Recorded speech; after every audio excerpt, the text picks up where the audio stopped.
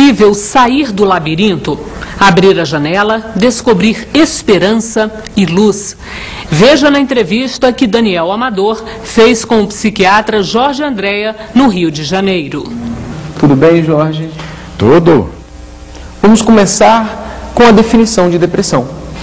Depressão é uma estrutura distônica da mente humana que se revela sob forma daquilo que nós podemos chamar melancolia, inquietação e um pouco de perda da autoestima.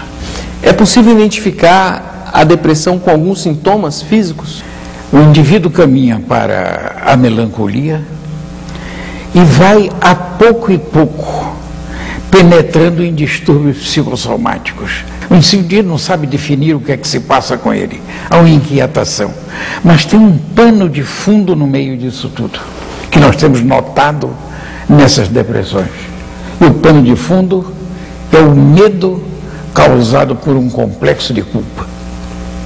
Aí pergunta-se, mas por que isto? Aí entra a doutrina espírita para explicar. É o passado que retorna. As impulsões do espírito do passado nutrem o processo. Porque se o processo está em formação, é porque já tem um distúrbio espiritual. Nessa estrada, digamos assim, neste caminho. Porque todos esses processos patológicos têm um fundo da distonia espiritual. Então, a depressão pode ter causas espirituais também. Quase sempre. Porque já vinha a deficiência.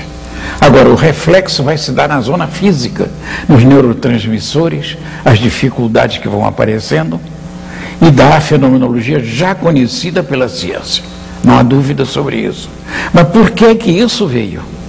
Aí o indivíduo ainda não sabe. Diz, não, fatores do meio. Os fatores do meio podem causar isso. Fatores da atual reencarnação podem causar. Mas na maioria das vezes, quando há uma profundidade sintomática nesse sentido, portanto, uma patologia mais avançada, é a consequência da fragilidade espiritual pelas coisas do passado que nós conhecemos muito bem dentro da doutrina espírita. O senhor disse que normalmente as causas são espirituais. Então o tratamento também é apenas espiritual? O tratamento espiritual pode ser acolado ao tratamento físico. O tratamento com os comprimidos, o tratamento da ciência oficial atende 35% dos casos. 35%. Agora, não são casos da profundidade da sintomatologia. Não são esses. São casos mais ou menos equilibrados, digamos assim, onde nós podemos ter ainda um controle do processo. Mas a terapia espírita é formidável nisso. Que são os passes, a água fluidificada, o tratamento, e principalmente o grande tratamento nessa área é a praxiterapia. É encontrar um trabalho adequado para o indivíduo. Isto é inalienável, que todo mundo pode trabalhar. Agora você diz, mas o indivíduo depressivo não pode trabalhar? Pode. Tem pequenas coisas que ele pode fazer. Ele não pode fazer tudo. Ele não aguenta fazer tudo. Mas alguma coisa ele pode. Então, aos poucos, nós vamos granjeando condições de equilíbrio para o indivíduo. Ele não pode ficar na sua melancolia com sonhos e sonos também numa posição depressiva. E como que esse trabalho, como que esse tratamento, com passes, com água fluidificada, age sobre a pessoa que está sofrendo de depressão? É uma estrutura mental. Nós ainda não conhecemos a estrutura específica disso, mas nós podemos dizer alguma coisa sobre isso.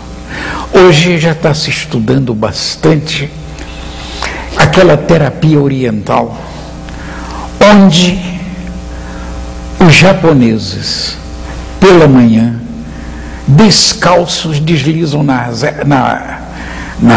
grama onde está o orvalho. Esse orvalho hoje foi estudado, tem elementos de vitalização. E esses elementos de vitalização têm um nome até bem bonito, são os neutrinos, são partículas neutrínicas. E vamos acrescentar uma coisa muito interessante. O nosso caipira do interior coloca a água à noite dentro da sua bilha de barro para tomar de manhã, como se fosse um medicamento. E é, porque à noite a quantidade de neutrinos é imenso e é captado pela água. Como é que os homens sabiam disso? Quer dizer, são coisas da natureza que vêm com o indivíduo. E aí perguntamos nós a você, não tem mundo espiritual atrás disso? Não tem uma posição de impulso espiritual próprio na natureza? Claro que tem. Mas é preciso que se diga uma coisa muito interessante sobre a depressão. As depressões têm uma escala. Tem a depressão reativa que não tem problema nenhum, você tem, eu tenho, todo mundo tem. Sabe como é que a gente pode dizer isso? Quem é que não entra na fossa de vez em quando? Não, hoje eu não aguento, hoje eu não estou bem, a coisa não vai bem. E realmente o indivíduo não está no pique para o seu trabalho. São as reações depressivas das dificuldades. Dificuldades econômicas, dificuldades de toda ordem, dificuldades intelectuais e de todo jeito. Esta depressão não é depressão. E nós costumamos dizer, não, o indivíduo é depressivo. Ele está com uma reação depressiva que não tem problema. Mas tem uma depressão ativa ou reativa. Essa é aquela que o indivíduo colhe uma mágoa e como ele não pode botar para fora aquilo, um chefe de uma repartição muito exigente, e mais do que tudo isso, um pouco meticuloso, pode ferir um funcionário, dizer, você não está trabalhando bem, etc. O funcionário não responde, porque está com medo dele, é natural isso, interioriza aquela mágoa, o indivíduo esquece, tempos depois vem a tonalidade depressiva consequente a isso, é a depressão reativa. Essa se trata com certa facilidade. Tem agora uma depressão chamada em psiquiatria dos distímicos. É o preguiçoso nato. É o indivíduo que nunca pode fazer nada, que está sempre cansado. Esse indivíduo precisa trabalhar. Tem a praxiterapia para ele. Resolve bem os problemas. E tem uma outra depressão endógena. É a depressão seríssima, que tem que se tomar muita conta disso, que faz parte das psicoses. Inclusive a psicose bipolar, a maníaco-depressiva. Essa precisa de um tratamento acendrado. Mas, de um modo geral, temos observado que o componente espiritual que a doutrina espírita tem fornecido é um componente fantástico, primoroso, como auxiliar nesse tratamento. Que o indivíduo modifica o seu pensamento e modifica mais do que tudo isso, a sua estrutura de mentalização. Quer dizer, aqueles neurotransmissores que fazem parte dos neurônios, etc., se equilibram em parte. Nós vamos continuar falando sobre depressão depois do intervalo. Não saia daí, nós já voltamos.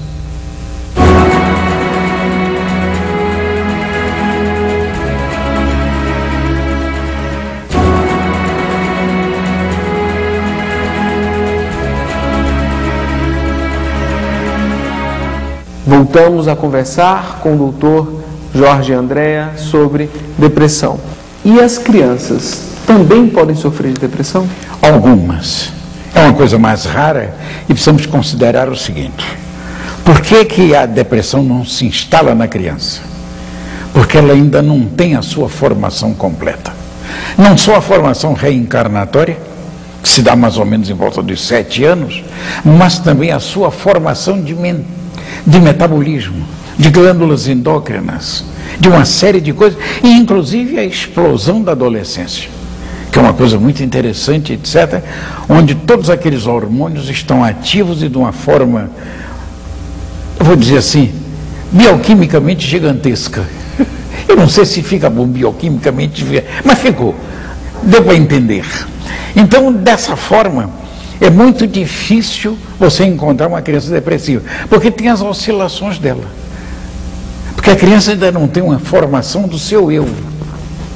Ela não tendo a formação do seu eu, ela oscila. Tanto que a criança precisa muito do pai herói e precisa também da mãe zelosa, ainda. Só da adolescência que eles começam a botar as manguinhas de fora e começam a querer tomar a sua posição que devem quando são bem educados. De maneira que os processos depressivos são mais frágeis nessa área, mas temos que tomar conhecimento que algumas vezes alguns indivíduos apresentam o processo dessa natureza. Depende apenas do indivíduo que está sofrendo com a depressão para a cura dele, ou a própria família pode auxiliá-lo de alguma forma? É claro, a família é uma condição sine qua non nesse processo. Os pais, as mães, etc., compreendeu?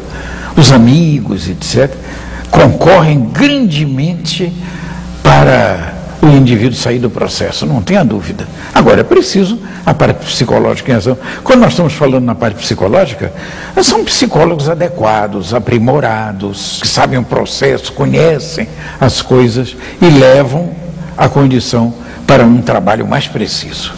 E o que o senhor diria para quem está passando por esse problema ou tem algum conhecido, um familiar que esteja nessa situação? Imediatamente procurar o médico da família. Se não tiver o médico da família, alguém que seja muito bem indicado para este indivíduo reviver. Porque as indicações médicas são precisas. Existem hoje medicações muito boas nessa área, muito boas, novas e muito eficientes. E mais do que tudo isso, nós não podemos fugir, porque as verdades são muito fortes. É a terapia espiritual. A terapia espiritual é fantástica, porque o indivíduo que vai a uma palestra espiritual, ele colhe o halo magnético do centro. Estamos falando de coisas sérias. Do indivíduo que pode doar alguma coisa. Os passos magnéticos é uma transferência de amor. Nada mais importante do que uma mãe que faz um agrado para um filho e dá um abraço. É o passo magnético mais interessante e preciso que nós podemos computar. O pensamento do pai também é muito importante. Enfim, o zelo da família. E precisamos de uma retomada novamente de equilíbrio para a família mundial, que está um pouco destroçada pelas dificuldades, pelos tombos, por falta de amparo e por um trabalho exaustivo, quase sem meta, que desequilibra o processo familiar. Mas nós vamos chegar lá. Muito obrigado pela sua entrevista. Nós estamos aqui com vocês. Eu que agradeço. E o nosso abraço de paz para a terceira revelação.